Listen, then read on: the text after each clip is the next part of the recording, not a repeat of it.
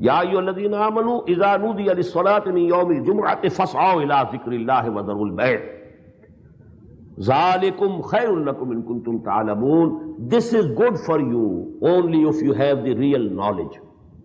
Now just imagine, maybe there's a shopkeeper and he was sitting idle from the morning. No customer came to him. And no sooner than a customer enters his shop, the azan also is given. Now he is put to a very hard test, whether to attend to the customer or to respond to the azan, to the call of prayer. And here it is, zarul bad, leave it here and there. Don't do any business. But Allah says, you might be thinking that you have lost something, but actually if you have the real knowledge, this is good for you.